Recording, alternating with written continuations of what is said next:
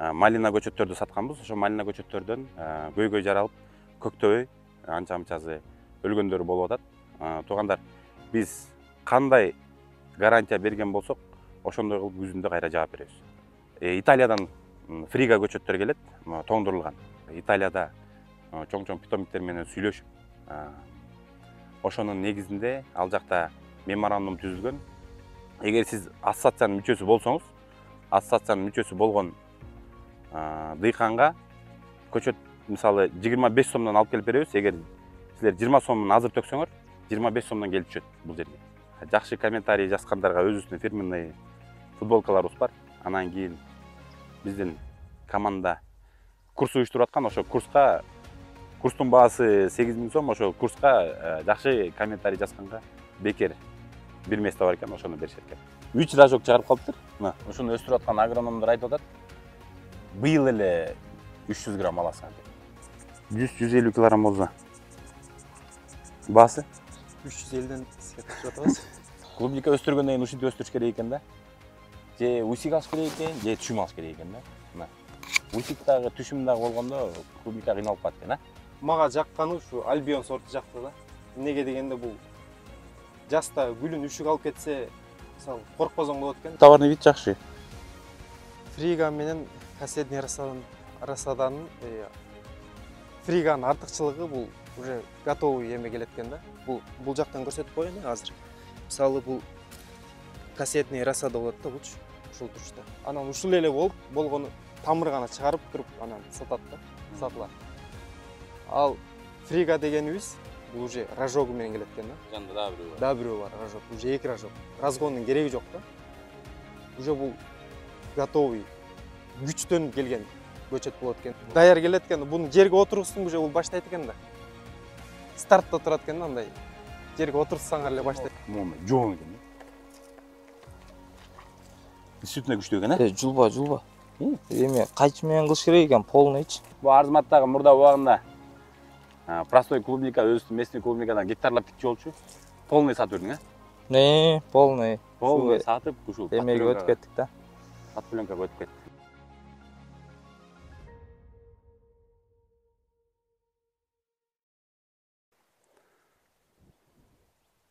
Салам алейкум, дыйкандар, туугандар, биздин катталуучулар. Бизди жоголуп кетти деп баардыгыңар издеп атсаңар керек. Көптөн бери ушу видеоролик чыгарбай калдык, тартпай калдык. Себеби дегенде биз көбүнчө экспортто жүрдүк. Азырынча мына биринчи сезонду кече жакында жаптык, даже жапкан жокпуз. Сезон дагы деле болуп атат. Биз клубника, малина алып экспорт кылып атабыз. Быйыл айрыкча жумуш өтө оор болду. Биз Баткенден баштап мына кече жакында Көлдүкүнө чейин 6 областта клубника алдык. Буюрса сезон жакшы. Жыйынтыктап, биринчи сезондо жакшы жыйынтыктап алдык. Болгону ушул чүйдө гана кичине көйгөй болуп калды. Чүйдө сезон башталган учурда жамгыр жаап, клубникалардан жанагы моундай подпленка отургузулган эмес, жерге отургузулган клубникалар ылай болуп, качествосун жоготуп, ошондон кичине көйгөй жаралып калды. Ошондон кичине клубниканын баасы түшүп, товарлардын начар жетип Россияга жакшы сатылбай, ошондон кичине токтоп калдык.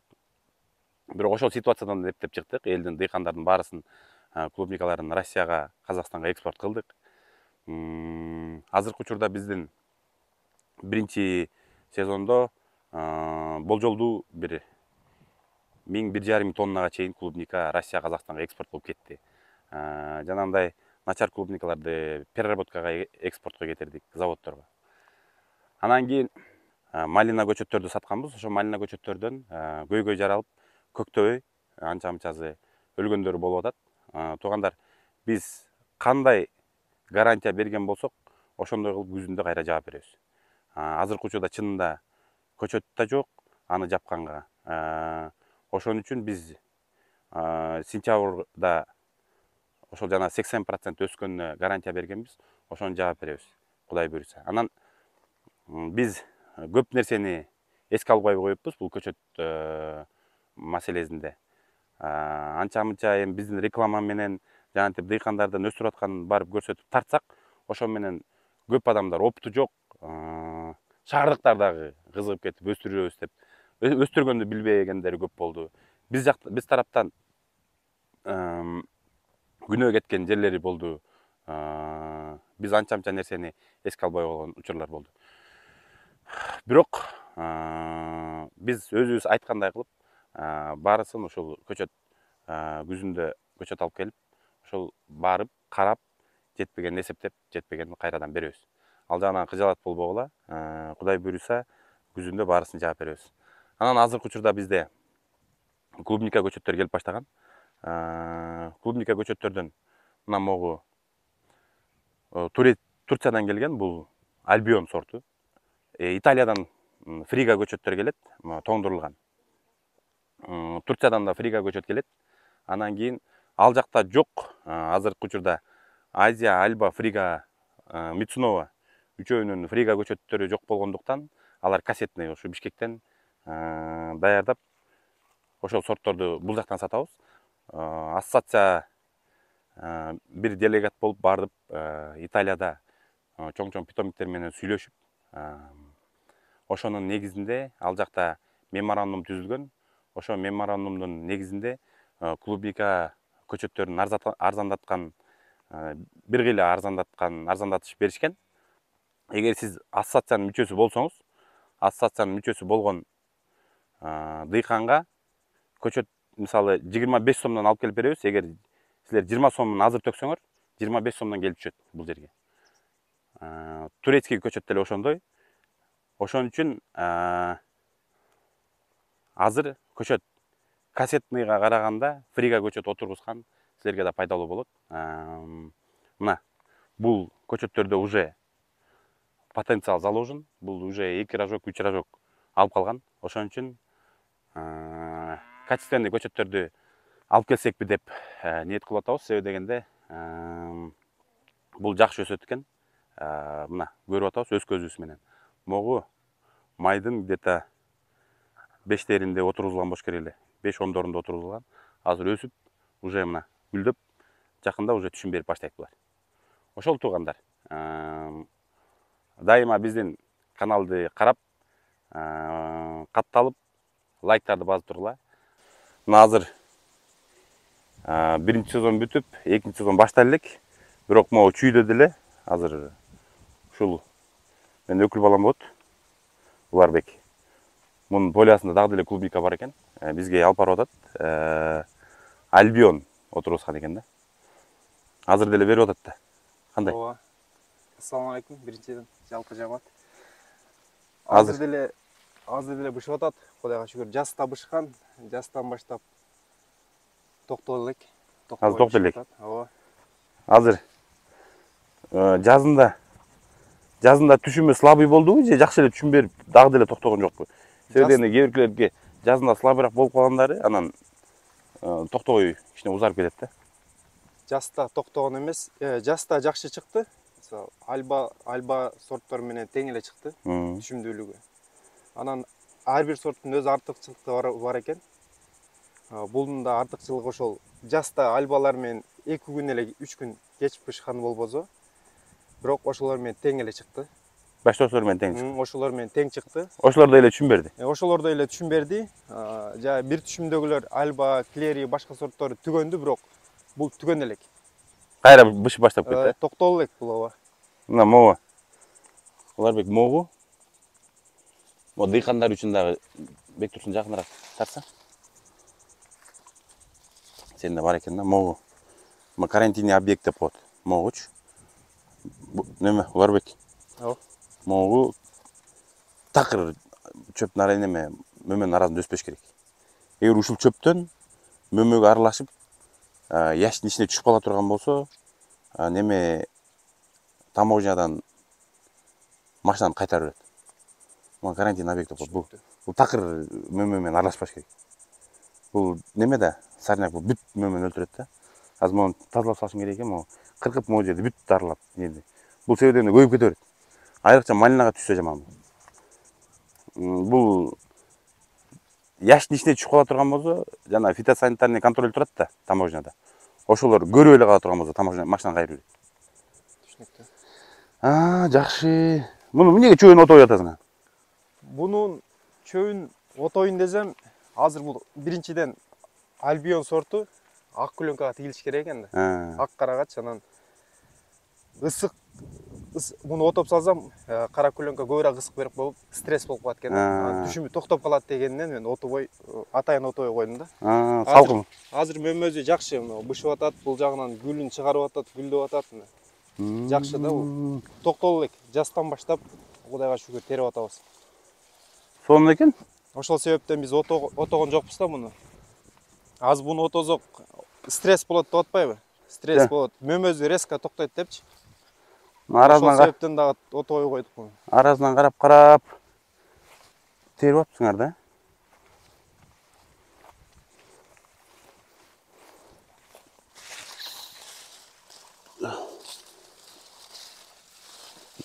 Кадимгидей эле түшүм берип атты.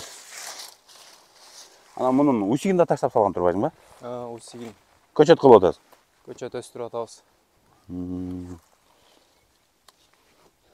Азыр канча сотук бул жериңде? Бул жерде 20 сотук. 20 сотук. Ооба, 20 сотук. Күнүнө 40 челектеринден, кечен 40 челектеринден 3 күндө бир жолу терип атам. 47-50 челектен чыгып атат. Стабильно чыгып атат. Сизге тапшырып атам. 150 килограмм. 150 килограмм. 100-150 килограмм болса. Басы? 350ден сизге тапшырып атабыз. 350 болоптур дегенде. Мусунда нормально эле чыгып атыптыр, а? Ооба. Жастан баштап токтол элек мен. 100 килограмм чыкса деле 35 миң болуп калат. Ооба. Жакшы экен анда. Мо биринчи сезонда да мунун баасы жакшы түшкөн жок, а? Түшкөн жок биринчи сезонда.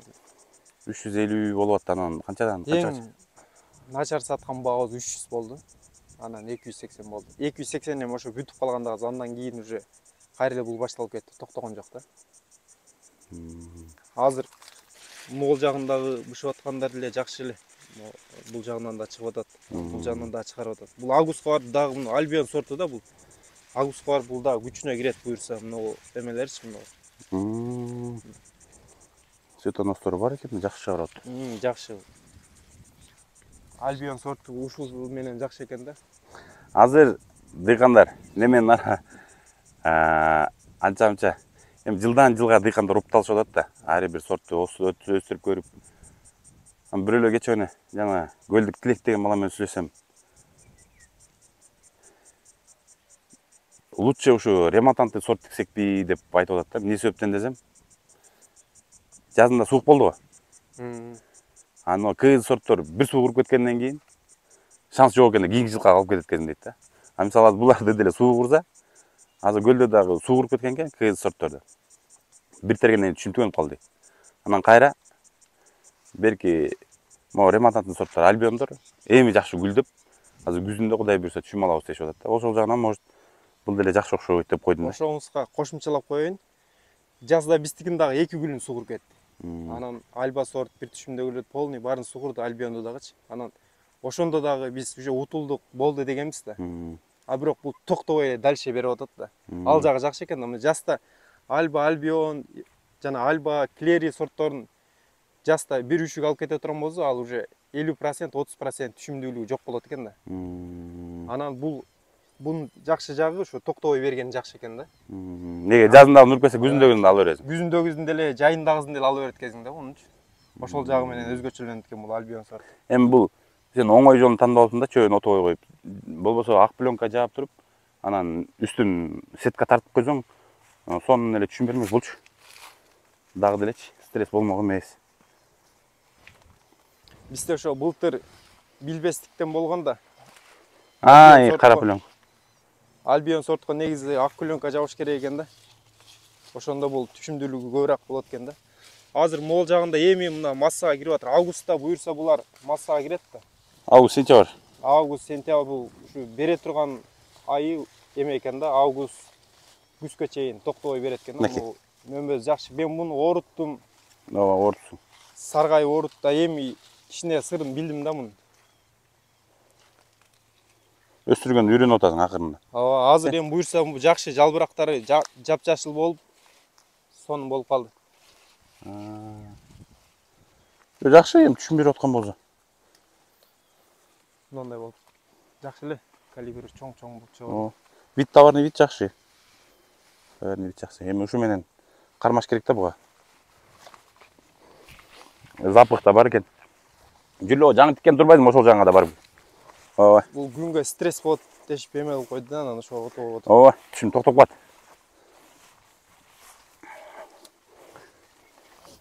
Эми муну сен усиктерин алып, чөптөрүн алып турандан кийин. Азыр могу бир түшүм токтосо ошентесиң да туурабы же токтобойт дейсиңби бул? Бул мунун усигин алынып бүткөндөн кийин кайра дагы жаңыдан дарылап туруп, августка уже күн салганда калат да, ошол убакка дарылашың керек да.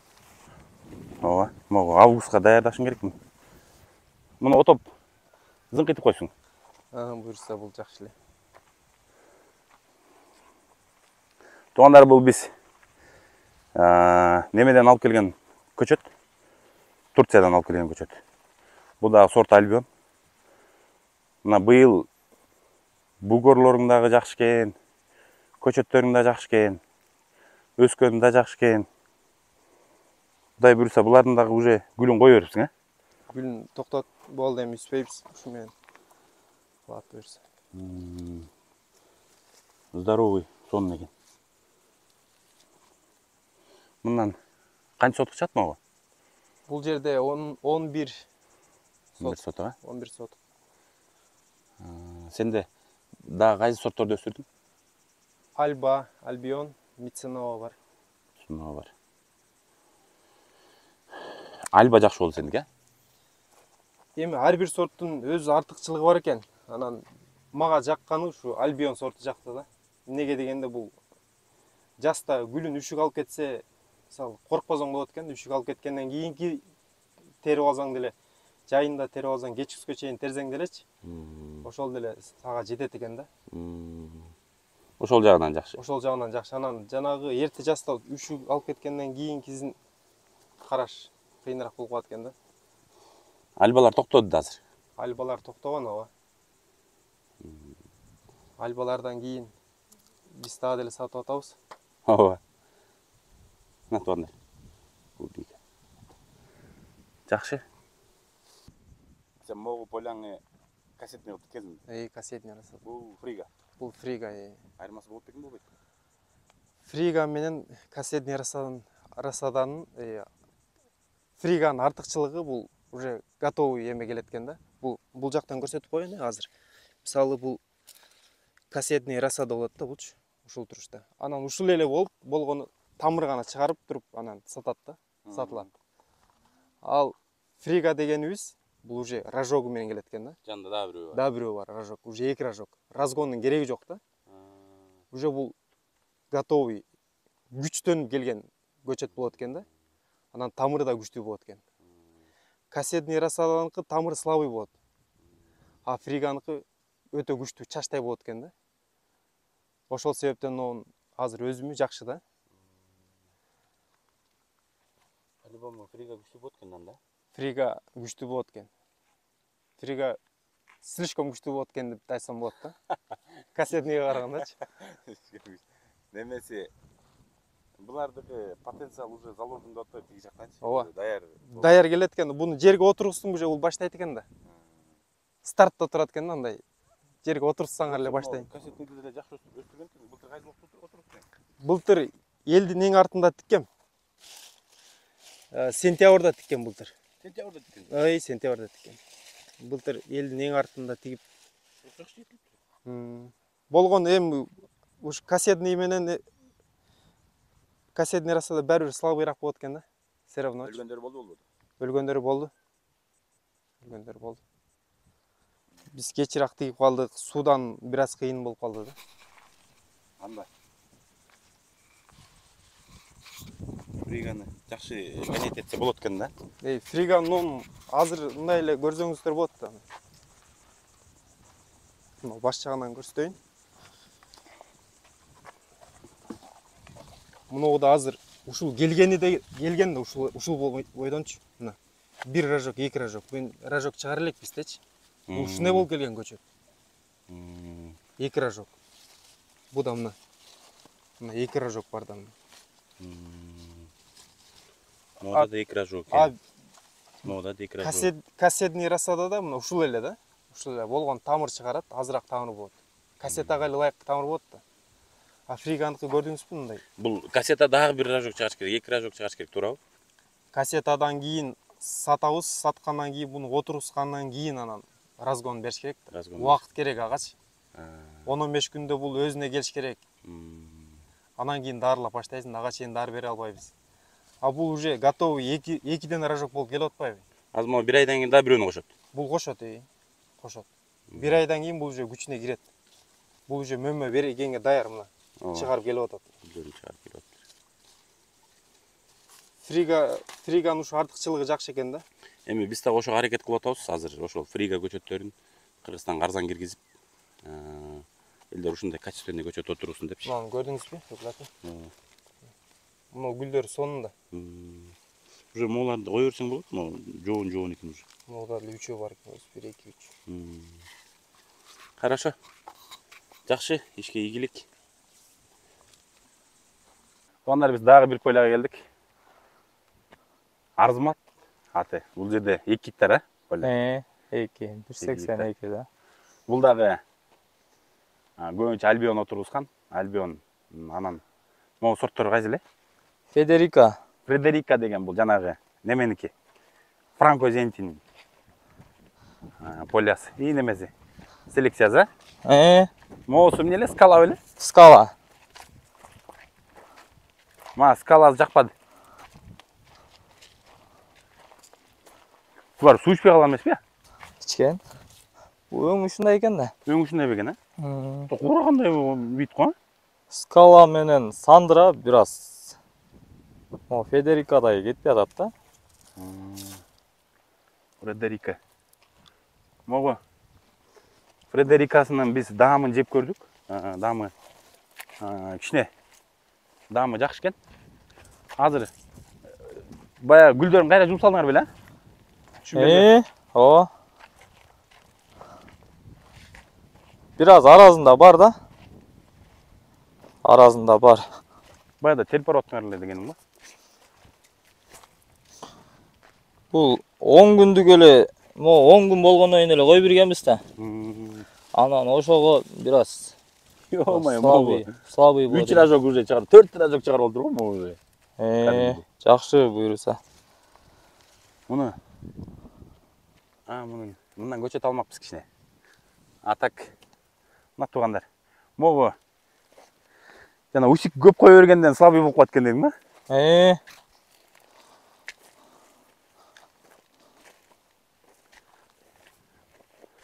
Мына туугандар, бул жерде бул жагы да Альбион, бул жагы да Альбион, бул жагы да Альбион, Бул где-то общий 2 гектардай жер.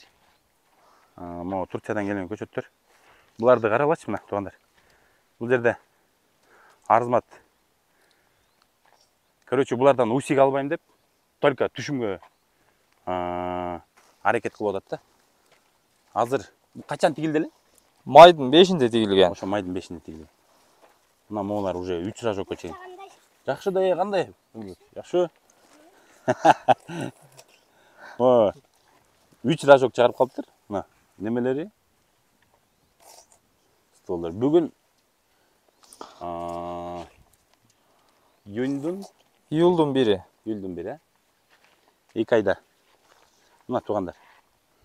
Уже июльдун аягына түшүмгө кирип калат экен, Куда кааласа, июлдун аягына кирип калат экен. Азыр бираз аразынан баштады бышып. Бышкан деле чоң нормально эле. Тегиз гүл чыгарып калыптыр, Тегиз баштады. Тегиз гүл чыгарып баштаптыр мына. Туугандар. Бул жерден Альбиондун өзүнөн канча штук тигилди? Альбиондон почти 62 миңге жакын да. 62 миң. 61 миң канча да. 62 миңге жакын Альбион. Эми биздин ушуну өстүрүп аткан агрономдор айтып атат. Быйыл эле 300 грамм аласыңар деп. Эгер 300 грамм ала турган болсо, бул жерден расходту жаап, уже жакшы прибыльга чыкса болот. Анан бул жерден көбүнчө биз неме кылып атабыз? Мындан көчөт албайбыз деп, только усигин үзүп, Ошондой да план. Туугандар. Өзү клубника өстүргөндөн кийин ушинтип өстүрүш керек экен да. Же усик алыш керек экен, же түшүм алыш керек экен да. Мына. Усик дагы, түшүм дагы болгондо клубника кыйналып калат экен, а? Не, клубника кыйналып калат экен. Азыр силердики чынында жакшы экен могу. Немелерге. Сууду канча күндө бир бересиңер? Сууду могу нымдуулугуна карап берип атабыз. Азыр эми күн ысык. 4 күн, 5 күнгө барып калып атат да. 4 күн 5 күндө бир сугарып коет. Убактысы барган сайын убактысын да кошуп кетип атырык сууга дагы. Дарылардан эмне дары берип атасыңар? Дары ошо акварин берип атырык. Клешке чачтык, могу клешке экинчи попыткасын кече чачтык. Экинчисин. Силердики өтө күчтүү болот экен. А могу жак эмне каралбай калган ба? Ал жерге помидор тийип койгом, көчөт. Помидорбу? Помидорду ham көрөлү дедик да, помидор, пияз тийип койгом. Подпленкабы? Подпленка. Могуну сурадыңарбы могу? Ё-моё. Могу усиктерин карадыңарбы мону? Сонда. Могу жоон экен. Действительно күчтүү экен, а? Жулба. Эми кайчы менен кылыш керек экен, полныйчы. Кайчы менен кылып атат? Ооба, полный. Болбойт экен. Искөндө? Үскөндө уже эме жейт экен да. Мына тууганда, бир секрет экен бул. Неме кайчы менен кырпайт? Неме, кол менен да жулбайт экен мындай кыркып. Биз жана простой клубникаларды кол менен эле патыратып беребиз го. Бу андай болбойт экен да. Бу Арзыматтагы мурда убагында простой клубника, өзүбүздүн местный клубникадан гектарлап тикчи болчу. Полный сатып бердиң, Полный. Полный сатып, ушул эмеге өтүп кеттик да. Подпленкага өтүп кетти. Мына Кудай буйрса мун силердики чынында өтө жакшы экен. Өтө жакшы экен. 300 граммдан агрономдорго аласың деп атат. Кудай буйрса быйыл пайдага чыгасыңар деп атат. Сүйүнүп калдык кичине. Чын, силердики жакшы болуптур. Ама ортосунда чөп чыкпай атабы? Бирдеме чачтыңар? Отодуңар? Чачтык. Ураган чачтык. Эки жагына, мына ягына заштап перзинден кылып алганбыз, бирөөбүз сүйрөйбүз. Аркасынан чачат бирөө. Жакшы. Таптаза экен да? Могу олар өлбөйт экен, оларды эми жок кылабыз. Ортосуна, монун ортосуна чөптөр чыгат бекен, чыкпайт бекен? Чыгат экен. Мына усик 5 күндүк усик да, 5 күндө ушунча болуп келип атыр да азыр. Башынан кайра келип атабыз. Биякачы. 5 күндө ушундай усик чыгарып атат. 5 күндө. Сразу тазалаптыңар да убагында. Иштеген эмелер айтып атат. Биз күзгө чейин эле кыркып беребизби деп. Тажай баштаптыр да, немеси? Ушу 2 гектар жерди канча адам менен карап атасыңар? 2 гектарга тиккенде гана адам салдык. 10-20 адамга чейин салдык. 5 күндө тигип бүттүк да. 20 сотук, 30 сотук тиккен жерлерден дагы мурун бүттүк да биз. Эртерээк аракеттелип. Андан кийин 4 болуп эле, 4-5 болуп эле иштеп атабыз. Карап атасың. Таптаза. Жакшы. Суу караганда проблема жок. Суу караганда оңой экен вообще. Канча? Немеси? 4 адам жетет бекен, а? Карап. 4 адам спокойно эле. Ошондо эмне, бир адам 50 сотукту караса болобу? Беймурат. Усиктерин эле кыркып турасыңар? Усигин кыркып атырык эми. 1-2 чөп чыгат жанындачы. Усигин кыркканда эле мындай кылып туруп эле жулуп койгон. Эметердин астынан суу салып коебуз. Ным менен сразу эле тамыры менен чыгат да.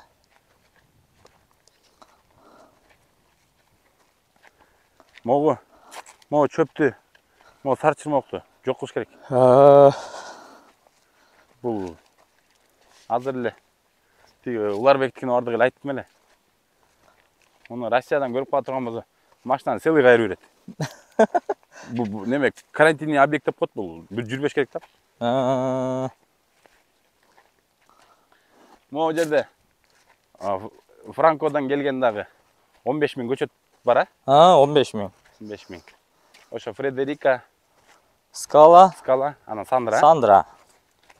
Эң эле жакшы ушу Фредерика окшойт, Ушул эң күчтүү ушул да. Мындай дам жагынан дагы.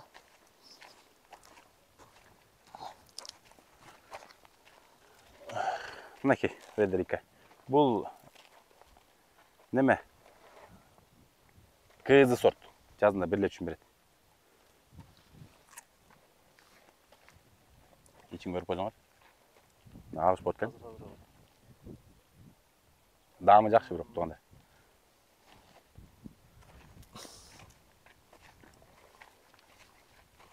Мо скалалар ала. Скала майдаланып калды да, бул деле бирок чоң жакшы болот экен, мындай сүйрү формасы бөлөк да мунун. Болбойт бул.